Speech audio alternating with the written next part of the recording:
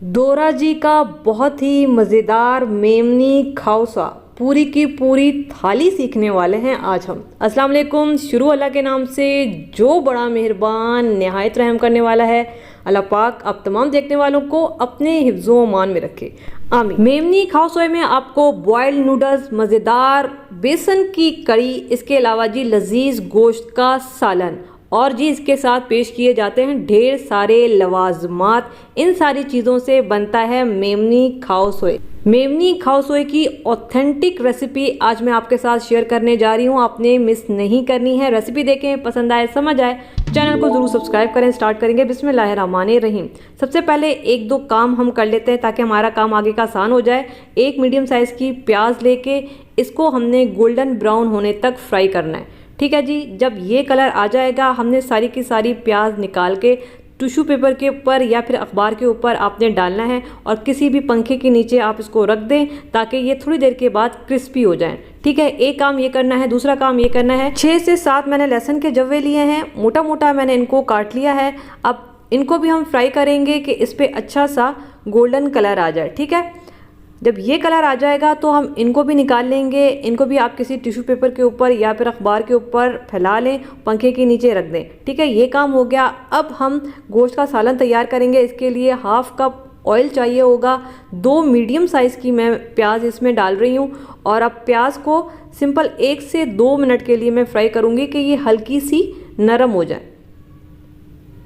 ठीक है, अब ये नरम हो चुकी हैं। अब हम इसमें बाकी की चीज़ें डालेंगे। एक बड़ी वाली इलायची डालेंगे, ये 7 से 8 काली मिर्चें हैं, 2 बिल्कुल छोटे छोटे टुकड़े दालचीनी के हैं, 3 लौंग हैं। अब मीडियम आंच पे मैं मज़ीद इसको 1 से 2 मिनट फ्राई करूंगी। प्याज को ब्राउन नहीं करना है, बस हम इसको इतना फ्राई करेंगे कि ये जो साबित मसाला है इसकी बड़ी अच्छी खुशबू आनी चाहिए। तो ये देखें, ये सारे मसालों की बड़ी बेहतरीन खुशबू इस वक्त आ रही है हमें। इसके अलावा मेरे पास आधा किलो बीफ है और इसकी मैंने बिल्कुल छोटी छोटी बोटियां करवाई हैं। कीमा नहीं करवाना है, लेकिन बोटी बिल्कुल छोटी होनी चाहिए। और ऑथेंटिक मेमनी खाओसोए जो है वो बीफ में बनता है, चिकन का कोई भी इस्तेमाल नहीं होता। ये असल जो रेसिपी बनती है वो बीफ में बनती है। 1 टीस्पून ताज़ा कुटा हुआ लहसुन अदरक का पेस्ट मैं इसमें डालूंगी। अब हमने इसको भूनना है। ठीक है, इतना भूनना है कि गोश्त का कलर भी चेंज हो जाए, पानी बिल्कुल ड्राई हो जाए। ये जो करी होती है बहुत मज़ेदार होती है, इसी का सारा गेम है यहाँ पे। तो ये देखें, बड़ी अच्छी इसकी भुनाई हो चुकी है और ऑयल आपको नज़र आ रहा होगा। अब मैं इसमें 2 हरी मिर्चें डालूंगी कटी हुई और ये 3 मीडियम साइज़ के मैं इसमें डाल रही हूँ टमाटर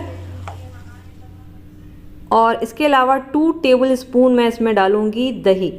ठीक है, मसालों में इसमें 1 टीस्पून पिसी हुई लाल मिर्च डाल रही हूँ, 1 टीस्पून कुटावा ज़ीरा मैं इसमें डालूंगी, 2 टीस्पून मैं इसमें डाल रही हूँ धनिया पाउडर।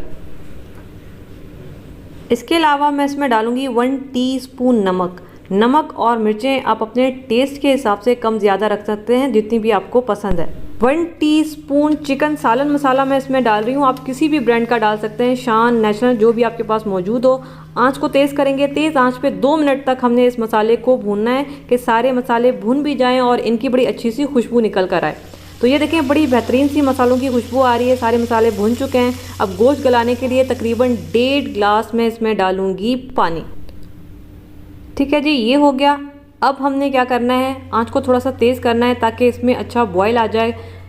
जब इसमें बॉयल आ जाएगा उसके बाद इसको मैं कवर कर दूंगी और 20 से 25 मिनट के लिए हल्की आंच पे हम इसको पकने देंगे जब तक गोश्त गल नहीं जाता है। तो ये देखें, तकरीबन इसको पकते हुए 25 मिनट हो गए हैं। हल्की आंच पे ये पक रहा था और अभी देख लेते हैं कि ये कितना गला है। ठीक है, अभी चेक भी कर लेते हैं। तो ये देखें जी, गोश्त हमारा बेहतरीन गल चुका है और अभी इसमें पानी है। आंच को मैं तेज़ कर दूंगी। तेज़ आंच पे हम इसको तकरीबन 2 मिनट तक भूनेंगे। ये पानी जितना भी इसमें है ये ड्राई हो जाए और गाढ़ी गाढ़ी ग्रेवी तैयार होकर हमारे पास आ जाए। तो बस हमने इसको भूनना है, इस पानी को ड्राई करना है कि ऑयल हमें साइडों पे निकलता हुआ नज़र आए और ये जो ग्रेवी है वो भी गाढ़ी हो जाए। तो ये देखें जी, ये बड़ा बेहतरीन सा मसाला तैयार हो गया है। ये शक्ल आनी चाहिए। कुछ लोग बहुत ड्राई भी कर देते हैं, वो आपकी मर्ज़ी है, लेकिन मैंने हल्की सी ग्रेवी रखी है ताकि ये खाने में अच्छा लगे। तो ये बस तैयार है, इसका काम ख़त्म हो गया। अब हम बेसन की करी तैयार करेंगे। उसके लिए 1 कप मैं डाल रही हूँ मिक्सर में दही, 1 कप इसमें जाएगा बेसन। ठीक है जी, इसके अलावा मैं इसमें डालूँगी 3 मोटी वाली हरी मिर्चें हैं और 2 टीस्पून इसमें ताज़ा कुटा हुआ लहसुन अदरक का पेस्ट जाएगा। ठीक है, इसके अलावा जो मसाले इसमें यूज़ होंगे 1 टीस्पून मैं इसमें डाल रही हूँ हल्दी, 1 टीस्पून इसमें पिसी हुई लाल मिर्च जाएगी। मिर्चें आप अपने टेस्ट के हिसाब से कम ज़्यादा रख सकते हैं, जितनी भी आपके घर में पसंद की जाती हैं। इसके अलावा मैं इसमें डालूंगी 1.5 गिलास पानी। मेमनी खाओसुई की करी में कोकोनट मिल्क का इस्तेमाल नहीं होता है, ये सिर्फ बेसन और दही से बनाई जाती है और कुछ मसाले होते हैं। इसको अब हम ब्लेंड करेंगे। यहाँ पे हम करी की कुकिंग स्टार्ट करेंगे। 1/3 कप मैं इसमें डाल रही हूँ ऑयल, 1 टीस्पून मैं इसमें डालूंगी साबित सफ़ेद ज़ीरा, और ये कड़ी पत्ते हैं 2 डंडियाँ डाल रही हूँ, तकरीबन 20 से 15 होंगे ये कड़ी पत्ते। और अब 1 से 2 सेकंड के लिए हमने कड़ी पत्तों को और ये जो ज़ीरा डाला है इसको कड़कड़ा लेना है कि ज़ीरे की अच्छी खुशबू निकल कर आए।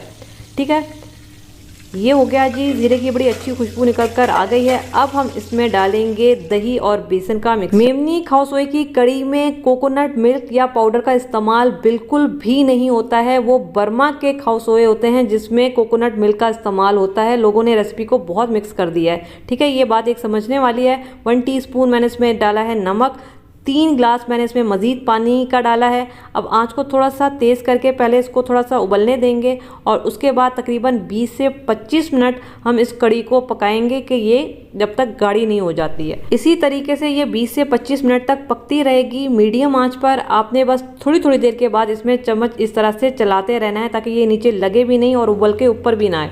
तो ये देखें तकरीबन 25 मिनट मैंने इसको पकाया है और ये अच्छी गाढ़ी हो चुकी है। ये देखें इस तरह की इसकी शक्ल आ गई है। ये कड़ी तैयार हो गई है, इसका काम ख़त्म हो गया है। अब यहाँ पे हम नूडल्स की तैयारी करेंगे। नूडल्स को बॉईल करेंगे। पानी रख दिया है, 2 टेबलस्पून ऑयल डाला है।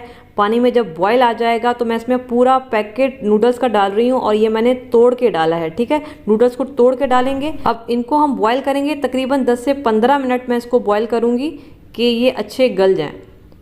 तो ये देखें जी, ये बड़े बेहतरीन से गल चुके हैं। अब इनको हम छान लेंगे।